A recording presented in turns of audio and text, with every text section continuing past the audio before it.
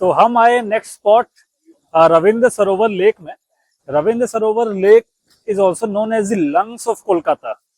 तो ये artificial lake है और यहाँ पे आपको कोलकाता के जो टॉप के लोग हैं, educated elite class, so called भद्र लोग, सभी लोग आते हैं वॉक करने के लिए। हम थोड़ा लेट हो गए क्योंकि मेरी तबीयत काफी डाउन है, तो दोपहर में मैं निकल नहीं पाया था, थोड़ा लेट हो गया तो ये बंद हो गया। हम ट्राई करेंगे सुबह भी आए। बट पॉइंट बीइंग कि यहाँ के लोगों से बाइट्स लेके आप समझ सकते हैं कि चाह कर भी लोग क्यों नहीं भाजपा को वोट दे रहे हैं। मैं ये डायलॉग बहुत सोच समझ के बोल रहा हूँ। जितने लोगों से मेरी अभी तक बात हुई है, सबका यही कहना है कि यार हमारे एक वोट से क्या फर्क पड़ेगा भाजपा को, इसलिए हम नहीं देंगे।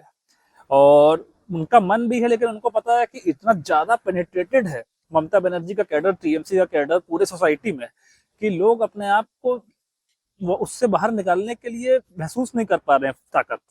आपको यकीन नहीं होगा, लोगों ने ग्राउंड पे एक से एक बातें कही। लोग कह रहे हैं कि आरजी कर हुआ तो मोदी जी और अमित शाह जी और लोग क्यों नहीं आए यहाँ पे, इतना बड़ा मुद्दा था, केवल चुनाव के टाइम ही क्यों आते हैं, ये हालत है। और यहाँ के जितने कैंडिडेट्स हैं भाजपा के, ग्राउंड पे जितना मैं पता कर पा रहा, सबका कहना है कि इनमें कोई दम ही नहीं है। और नेशनल लीडरशिप जो है उसके नाम पे को लोग कितना वोट देंगे।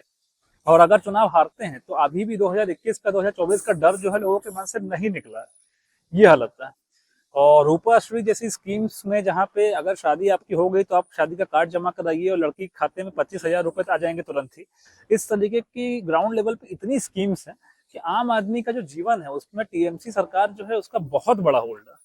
आपको यकीन नहीं होगा कि इवन जो आपके सिविक वॉलंटियर्स हैं लाखों की संख्या में बताए जा रहे हैं, और ऐसे कितने लोग हैं जिनको कहीं ना कहीं से स्टेट की जो मशीनरी है उससे पैसा मिल रहा है, फंडिंग मिल रही है, मतलब डायरेक्टली टीएमसी से फायदे मिल रहे हैं।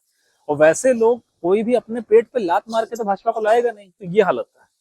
8-10 हजार रुपए में सफाई कर्मचारी से लेकर तमाम हॉस्पिटल में एम्प्लॉयमेंट या हर तरीके, मतलब इतने ज्यादा पेनिट्रेटेड है जुगाड़ पानी से जो रोजगार मिला हुआ है लोगों को टीएमसी के, कि वो लोग डरे हुए हैं कि अगर भाजपा आई तो ये सारी चीजें, हमारी नौकरी ही खत्म हो जाएगी, सो कॉल्ड नौकरी, या हमारी जो रोजी रोटी है। और रोजी रोटी को साइड रख के कोई राष्ट्रवाद या हिंदुत्व या कुछ भी हो, आप समझ सकते हैं कि इतना जिगरा दिखाना सबके बस की बात नहीं है। और आ, दिखा के भी लोग क्या करेंगे जब आपका ट्रैक रिकॉर्ड ये है कि 2021 में भी आपने अपने सपोर्टर्स को, अपने कैडर तक को छोड़ दिया था, तो आम वोटर आप पे क्यों यकीन करेगा।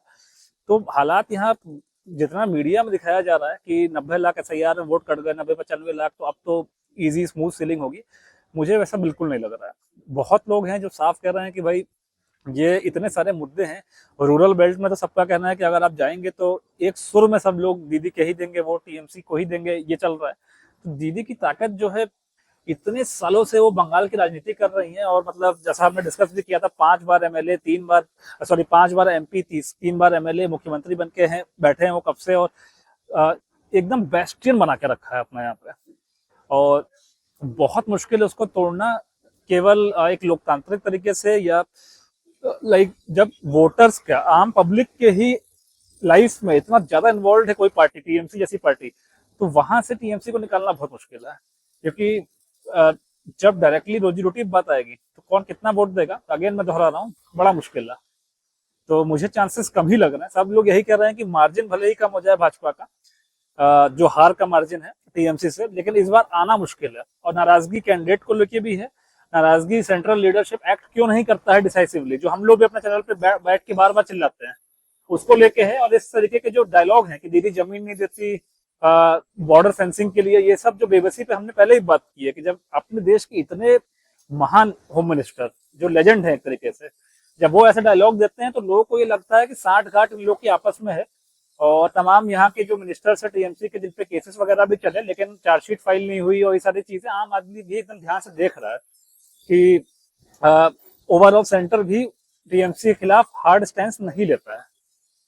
आरजी कर केस के बारे में मैंने कई लोगों से पूछा, सबका ये कहना है कि जो चीजें हुई हैं उससे लोग डिसअपॉइंटेड ही हैं। तो उतने बड़े केस तक को भाजपा ने अपनी ताकत सेंटर पे होते हुए 12 साल से उस केस तक को सॉल्व करा के ये नहीं दिखाया, ये विश्वास नहीं जीता लोगों का कि हम टीएमसी के खिलाफ जाके, या मतलब आप समझ सकते हैं कि बहुत मेजर एक्शंस ले सकते हैं।